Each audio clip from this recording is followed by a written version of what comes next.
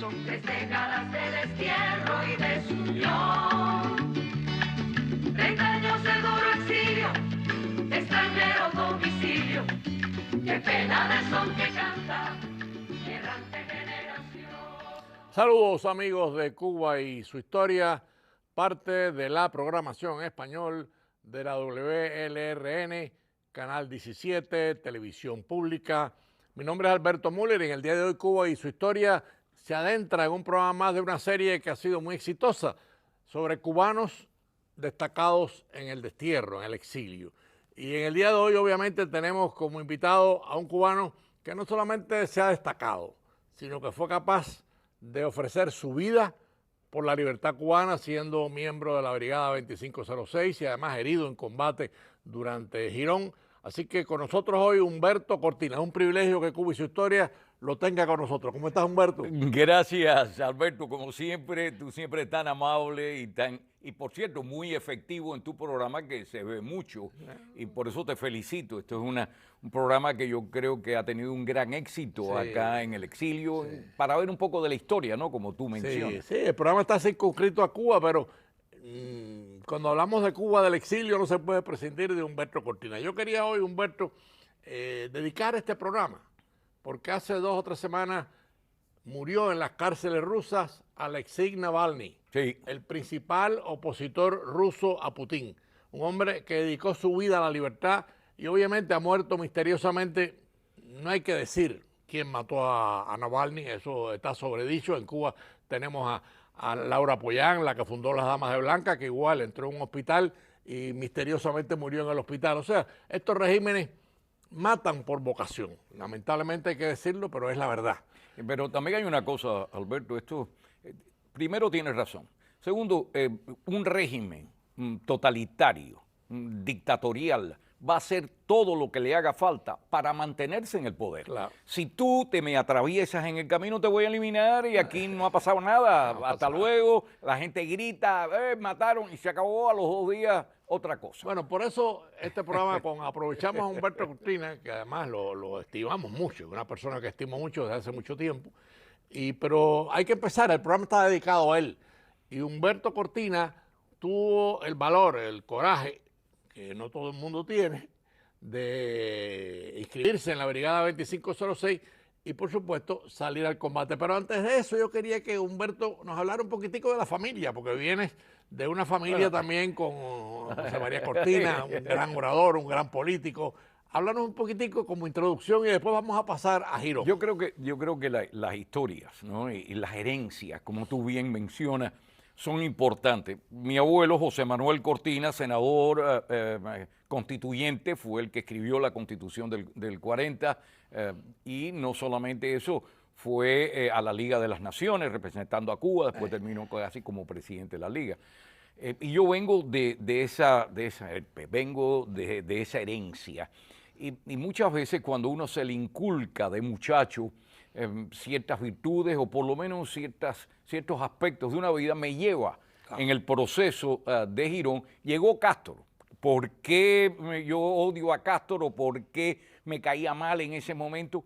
Para mí fue una cosa en la televisión cuando empezaron a fusilar personas sin juicio. Claro. Yo le pregunto a mi padre, mi tío Néstor Carbonell Cortina, que fue presidente del Senado y de la Cámara. Otro hombre muy prestigioso.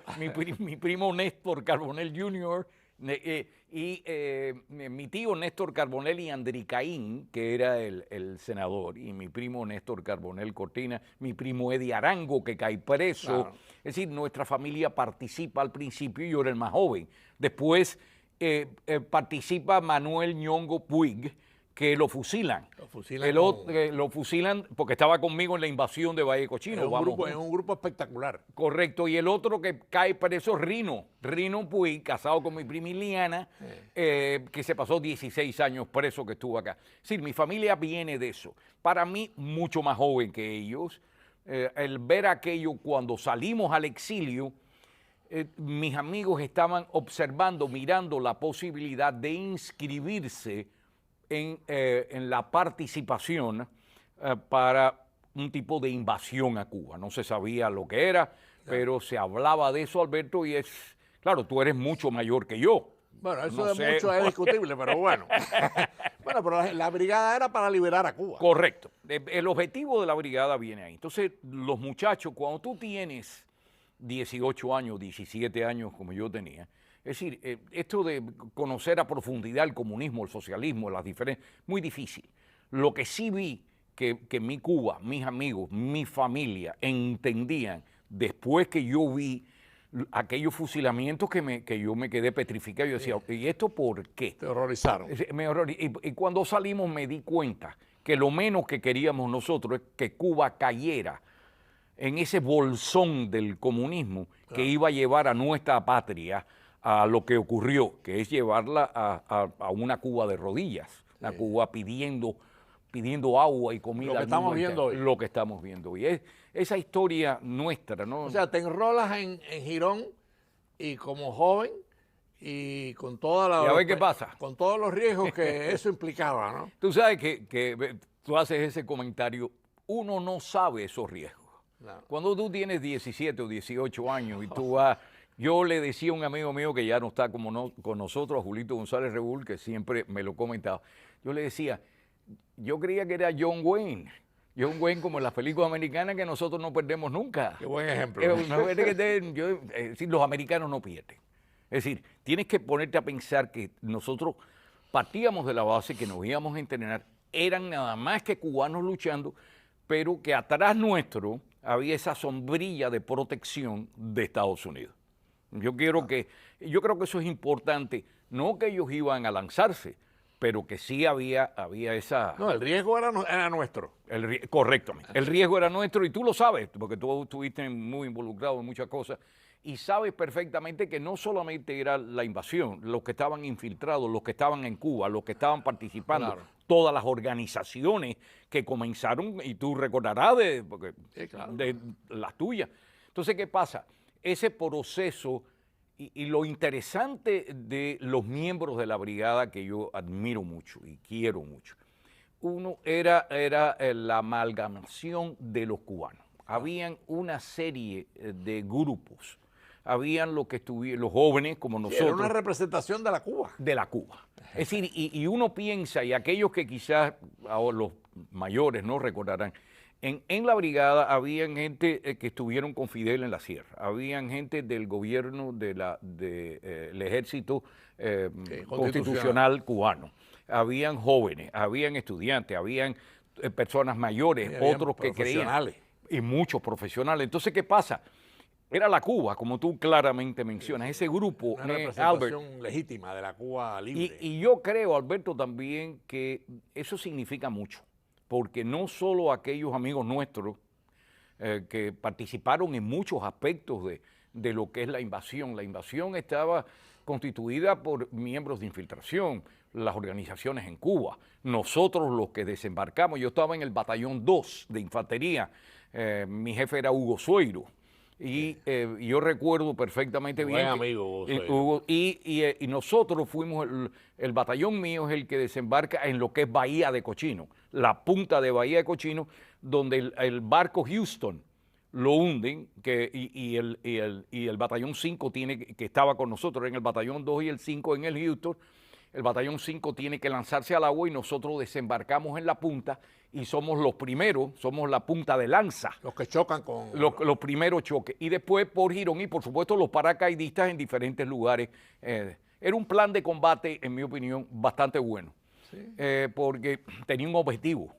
Y el objetivo era tomar cabezas de playa, establecernos dentro de la isla, y entonces Miró Cardona y el equipo cubano de la Junta entrara y pidiera apoyo a la OEA. Es decir, yo me imagino que existía algo que yo desconozco en estos momentos y he tratado siempre de averiguar, pero esa historia, Alberto, que tú conoces muy bien. Bueno, esa historia tiene un punto flaco, lamentablemente hay que decirlo porque es historia, y es que el gobierno de Kennedy se había comprometido a acabar con la aviación enemiga, como le dijo el Consejo de Seguridad, y no lo hizo. Al no acabar con la... Yo creo que, y déjeme hacerte oír, totalmente cierto lo que estás diciendo. Primeramente, el presidente o el que más nos ayudó, por cierto, fue el hermano Bobby Kennedy. No. Bobby Kennedy siempre estuvo detrás de nosotros. Pero lo que ocurrió, en mi opinión, que tuvo mucha influencia sobre Kennedy, fue un señor que se llamaba Adlai Stevenson. Sí, que estaba en la ONU. Adlai Stevenson era el representante de Estados Unidos en la ONU. ¿Por qué está Adlai Stevenson en la ONU? Él aspira a la nominación demócrata contra Kennedy y pierde. Y Kennedy es el nominado y después le gana a Nixon. Entonces, Kennedy lo nombra a la ONU. En el primer bombardeo nuestro, uno de nuestros aviones fue herido, si le quieres llamar, o fue tocado por la artillería y tiene que regresar y aterriza aquí en Estados Unidos, aquí creo que fue en Opaloca, uno de los aeropuertos. Entonces le dicen a Stevenson que ese es un avión que había salido de la Fuerza Aérea de Castro y se había venido a Estados Unidos, diríamos como un grupo, eran dos de los que estaban, para abandonar aquello. Entonces él se cree que ese avión es uno de los nuestros cuando no era. Claro. Y entonces va a la ONU, dice que es de nuestro, pero era del otro, y entonces él va a donde Kennedy y le dice a Kennedy, inaceptable para mí, si esto hay que arreglarlo, y él tiene una gran influencia sobre Kennedy, en mi opinión, para parar estos bombardeos que tú estás hablando. Y suspenden los bombardeos y Cuba se queda con aviación. Se queda como con 5 o 6, correctamente. El Consejo de Seguridad le había dicho Kennedy, hay que eso hubiera sido diferente. Pero bueno, hay una anécdota aquí que por supuesto hay que contar. Porque en ese encontronazo, que además fue un encontronazo muy favorable para la brigada, me refiero al primer choque con los milicianos, los brigadistas salieron muy bien. Pero tú caes herido en esa... Háblanos un poco porque tú eres herido en combate. Y eso... Sí, uno de los aspectos más interesantes, las guerras son muy difíciles, ¿no? Porque cambian constantemente y lo ves en la historia de la Segunda Guerra Mundial, todos los diferentes aspectos de lo que es una guerra. Nosotros estábamos en Playa Larga, desembarcamos, tenemos un tiroteo. Al segundo día nos empezamos a quedar sin municiones. Nos habían mandado unos tanques de refuerzo a nosotros y habíamos avanzado unos 20 kilómetros y habíamos inclusive logrado con los morteros paralizar al grupo de milicianos. No me recuerdo el número que tenía este grupo militar miliciano, pero realmente recibieron muchas fatalidades de muertos. Y lo pararon en seco. En seco. Al segundo día tenemos que regresar a Playa Girón. Ahí en Playa Girón yo tengo la oportunidad de hablar con los americanos en inglés porque habíamos perdido comunicación con referencia a qué es lo que ellos ofrecían. Que por cierto, ellos lo ofrecieron, yo hablando con ellos en inglés, pues ellos nos ofrecieron al grupo que habíamos regresado recogernos. Pero San Román le dijo que no. Le dijo que no, que lo que queríamos era más municiones. No. Yo había llegado con Oliva en esos momentos. Y al final se decidió que íbamos a la Escambray. Es decir, empezamos a movernos como unidades hacia las montañas para establecer de nuevo una guerra de guerrilla con elementos que ya sabíamos que estaban trabajando ahí, quizás elementos que tú conocías, es decir, de esa época. Y a mí en el proceso de llegar tengo que atravesar la Ciénaga de Zapata y en el Central Covadonga. Pues nos enfrentamos, éramos 5 originalmente, terminamos 4, que eran Luis Morse, Tito Freire, Eddie Lambert y yo. Y ahí nos enfrentamos a un grupo de milicianos, nos confunden, ya nos habíamos cambiado de ropa en un bohío. Bien interesante esa época y los que nos encontramos por el camino, que conversamos. Llegamos al Central Covadonga y en el Central Covadonga tenemos un tiroteo atrás, que estaba atrás de mí, estaban Luis Morse y Eddie Lambert y Tito Freire y yo adelante. Y entonces a Tito Freire y yo nos cogen, levanta las manos, es decir, empieza el tiroteo, hay un tiroteo atrás, a Tito se lo llevan hacia un lado, yo saco la pistola, le tiro al que estaba adelante, entonces ahí el que estaba enfrente de mí, que me estaba apuntando, me da un tiro en la pierna, yo giro, me da otro tiro en la otra pierna y ahí me caigo. Sí, no puedo y lo interesante es que como a los 5 minutos vinieron a verme para ver las heridas, pero uno de ellos me puso una bayoneta en el cuello y me dijo, no los estamos matando. interesante. Yo, por supuesto, los ojos así, quiero decirle que uno por donde estaban los tiros estaban peligrosamente cerca. ¿Qué edad tenías en ese momento? 18 años. Entonces de ahí me llevan a un salón de la Cruz Roja. Entonces me acusan de que habíamos matado 3 o 4 en el tiroteo, a Luis Moore se lo habían herido en un brazo, Eddie Lambert y Luis estaban atrás, Eddie Lambert logra escaparse, a Tito se lo llevan preso a un lado. Es decir, fue momentos difíciles. Momento inolvidable. Inolvidable. Amigos de Cuba es historia.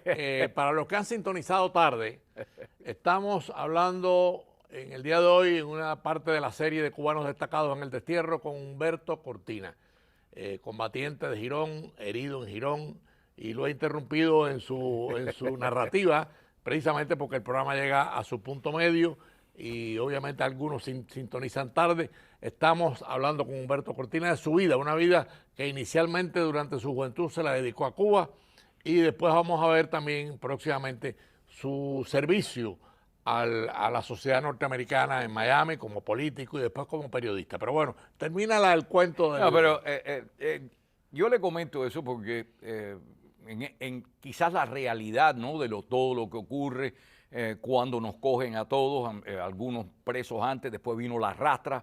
Ustedes recordarán, quizás algunos que desconozcan, pero Osmani Cienfuegos, el hermano de Camilo, más de 100 y pico veteranos de Bahía de Cochino los meten en una rastra, la cierra y mueren dentro de la rastra 9, asfixiados. Una rastra sin ventilación. Sin ventilación, horrible. Es una de las cosas más horribles que ocurrieron, sí, porque uno en la guerra no espera eso. Claro. Las leyes de la guerra te hablan del enemigo de una manera diferente, en la cual tú tienes que respetar a un enemigo vestido de militar. Claro. Es decir, esto es bien importante. Y yo creo que todo este proceso de Bahía de Cochino nadie se esperaba. Y tú comentaste algo interesante. ¿Por qué no nos apoyan? Es decir, ¿qué ocurre? Es decir, muy criticado Kennedy. El hermano Bobby, como te comentaba, siempre nos apoyó, siempre lo dijo. Después yo tuve la oportunidad de reunirme con él. Después, cuando yo salí buscando los fondos necesarios para sacar a la brigada. Así que son historias, ¿no?, que...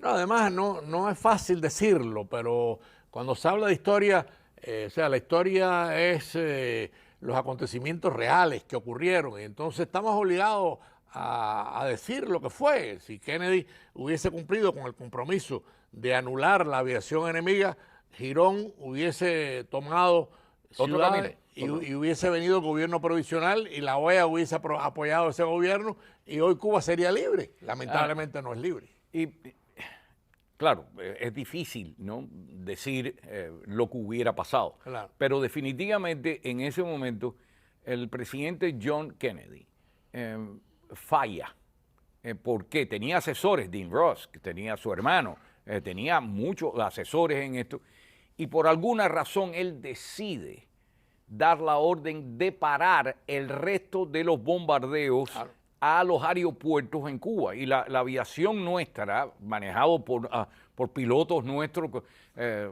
todos ellos realmente, y todos los que participaron en el proceso de la aviación, héroes para mí, porque se lanzaron en unos aviones B-26 sin artillería de cola. Esa artillería de cola es clave, y algunos murieron allí. Hubiera sido diferente. ¿Qué cosa? No lo sé, pero definitivamente la historia hubiera sido diferente. Claro. No hubiese sido como fue. Y no es correctamente. Y esa época nos llevó a todos quizás a reflexionar después que salimos de la cárcel, porque al fin y al cabo, entre todos, yo salí un poco antes, otros se pasaron los 2 años completos, yo un poco menos. Cuando salí me habían escogido a mí para hablar y recoger los fondos. Pero después hubieron varios, y yo diría de organizaciones, inclusive Artime creó otra cosa en Centroamérica. Pero yo quería aprovechar un poco para cumplir con los 28 minutos del programa, ¿no? Porque hay un Humberto Cortina herido en Girón, que es un héroe, todo el mundo lo reconoce, pero hay un Humberto Cortina que llega al exilio y se convierte en servidor público. Y háblanos un poco de esa etapa, porque es una etapa que también te honra y honra la historia, ¿no? ¿Sabes que esa es la etapa de los 60 y 70, aquí en el exilio? Cuando yo llego al exilio. Ahí tienes la foto cuando conociste a Ronald Reagan. Sí, ya yo era miembro de la Cámara y el presidente en una reunión que tuvimos. Quiero decirle que Ronald Reagan fue para mí bien interesante, estuvo conversando conmigo ahí varios minutos. Lo primero que me dijo: Humberto, ¿cómo te sientes? Sé de ti. Sí, me parecía que me conocía, cosa que... Porque era muy cálido. Era muy cálido, un tipo artista, un tipo muy hábil en ese giro. Cuando yo salgo de la invasión y de la cárcel, después me uno al ejército de Estados Unidos, cuando la época de Vietnam. Claro. Entonces yo era teniente, porque empezamos un grupo como teniente. Yo me quedé dos años y pico. Otros siguieron en el ejército hasta llegar a coronel, es decir, Claro, grandes carreras militares. Yo estoy en el ejército y poco a poco uno se va dando cuenta, ¿no?, de ese proceso, y de ahí del ejército me voy a la Universidad de la Florida. Yo soy un Gator, ahí me gradué, ahí tuve mi bachelor, mi máster ahí, yo soy un Big Gator ahí. Y de la universidad me contrata una organización que se llama el Council of the Americas, presidida por David Rockefeller. Oye, nos quedan 10 minutos de programa, así que vamos a acelerar el paso. Acelerar la vida política. Voy a la vida. Ay. Te estaba nada más que contando de cómo llegué a la vida política. Ay. Y entonces, después que termino en el Council, viviendo en Perú, me paso un tiempo acá, regreso acá y me nombran Assistant City Manager de la ciudad de Miami. Y ahí empieza mi Por ahí carrera. empezaste. Y era el viceadministrador de la ciudad. Yo era el número 2. Entonces, durante mucho tiempo actué de administrador. Es importante el nombre del alcalde. Era Maurí Ferré. Quiero decir, Maurí Ferré, espectacular.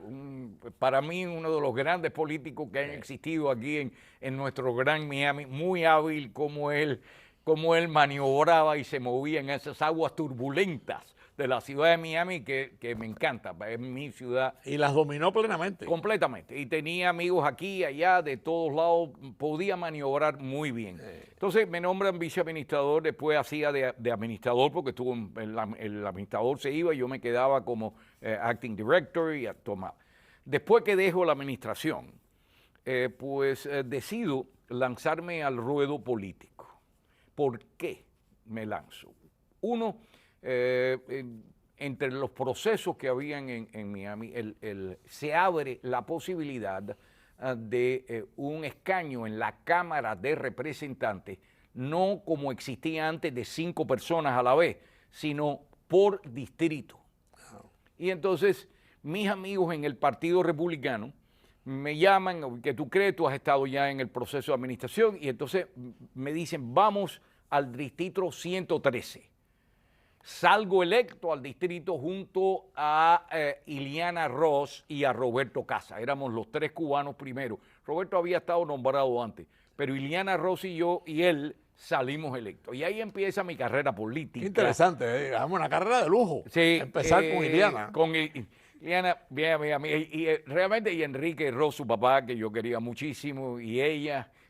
Tengo muchas historias y Roberto, que era mi concuño, Sí, pues era Roberto, padrino claro, de mi hija Cristina. Entonces, ¿pero por qué? Cuando uno llega a Tallahassee, nos miraban raro. Y entonces yo dije: aquí tengo que establecer algún tipo de comunicación con los americanos, especialmente del norte, los crackers, los rednecks. Y era porque yo había estado en la Universidad de la Florida, ejército de Estados Unidos, querían conocer un poco de la historia de Bahía de Cochino. Es decir, y empiezas a establecer un poco de contacto. ¿Por qué? Porque en la política, como tú bien conoces, y posiblemente muchos de mis amigos que nos están viendo, es a quien tú conoces y cómo tú manejas esas aguas. En política no hay amigos ni enemigos permanentes, solamente intereses permanentes. Claro. Entonces tú en esas aguas tienes que manejar. Yo conocía la ciudad de Miami y para atraer dinero, porque el objetivo de un político es servir a la comunidad, es decir, servir. Mis asistentes están para servirlo a usted. Cuando yo estoy en la Cámara, estoy ahí para traer dinero para acá, no para allá. Es decir, mucha gente a veces se equivoca, igual que el Congreso. ¿Por qué? Porque tú sales electo en estas zonas de acá. Y ese proceso, después de la Cámara, tú sabes, pues me enteré en el aspecto primero tenía varios negocios. Pero déjame decirte una cosa, es casi como un chispazo histórico que tú hayas comenzado, tú eres de los primeros cubanos El primero, que se inicia con Iliana Ross en la vida política de obviamente servir al pueblo norteamericano de la Florida. Y Claro. eso dice mucho de Humberto Cortina. Y también tú sabes que eso lo aprendí en la ciudad, porque somos siempre servidores públicos. Ah. Inclusive lo que hacemos nosotros, como yo lo he hecho, tú sabes, durante muchos años en la radio, ahí en Univisión. Pero bueno, en eso Radio te iba a Mami. preguntar, tu vida periodística. Bueno, me encanta a mí la radio y la televisión. Me gusta más la radio. Tengo cara de radio. Entonces Programa muy exitoso. Sí, un programa muy bueno, un programa de política y cosas locales, etcétera. Y como tú bien sabes, porque tú lo haces muy bien, nos trae siempre el poder llevarle al público cosas buenas entrevistas, información.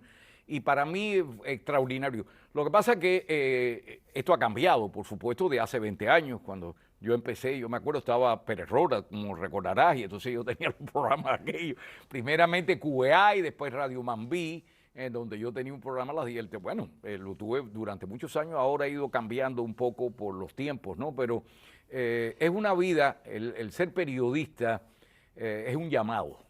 Es una vocación. Es una vocación. Y hay que ser, como lo es Alberto Müller, serio, preciso, imparcial, simpático, alegre. ¿Por qué? Porque la función del periodista es entretener al que nos ve o al que nos oye. Hay una cosa que yo debo decir como profesor de periodismo. Tú hiciste un periodismo como es, o sea, muy balanceado, muy objetivo. Lamentablemente el periodismo de hoy que vemos, lamentablemente, no lo estoy criticando porque cada uno hace lo que quiere, es un periodismo más sectario, más político. Tú hiciste una época de periodismo balanceado. Bueno, y tienes toda la razón. Yo creo que, y hay muchos que han hecho o han tratado de hacer eso. Hoy es correcto, hay una dicotomía aquí. Hay una tendencia. Y no quiere decir bueno o malo porque yo respeto. Yo siempre he luchado para que usted tenga la opción de opinar diferente a mí. Claro. Es decir, y en la radio conversando, tú me dices verde, yo te digo azul y vamos a exponer y a defender la posición nuestra. Eso, en mi opinión, es clave para darle al radio escucha o el televidente unas opciones que oiga los dos lados. Claro. Y eso ya no es así. Las tendencias, como tú mencionas, es desafortunado. Sí. Yo veo algunos canales, Pero tarde o temprano regresa ese balance. Sí. Es un problema de tiempo. Bueno, ahí es donde entras tú. Tiempo. Cuando tú y yo cumplamos 104, ya vamos a balancear. Qué bueno escucharte. Lamentablemente, Humberto, nos quedan 2 minutos, así que te dejo 1 minuto para el resumen y despedirnos. Bueno, primero es un placer estar contigo, un placer con todos los televidentes tuyos, que son muchos y te admiran. Y siempre es bueno poder conversar y explicar parte de la historia, por qué pensamos de una manera, qué ocurrió. Eso que no tenemos la oportunidad de tener preguntas, con excepción de las tuyas, con referencia a qué es importante o no. Pero la historia, como Alberto hace, la historia es tan importante porque nos da a entender lo que hemos sido, lo que somos y quizás lo que nos queda. Y a ti en particular te agradezco muchísimo la invitación. Bueno, yo a Humberto Cortina, amigos de Cuba y su Historia, los respeto mucho, somos amigos hace muchos años y ese tipo de amistad que enriquece, a mí me enriquece la amistad con Humberto Cortina. Lamentablemente el tiempo ha terminado. Le agradecemos a Humberto Cortina su presencia en Cuba y su Historia, en esta serie de cubanos destacados en el destierro, pero con ese agradecimiento nos despedimos. Que tengan todos un fin de semana feliz en manos de Dios y nos vemos el próximo domingo a las 4:30 de la tarde.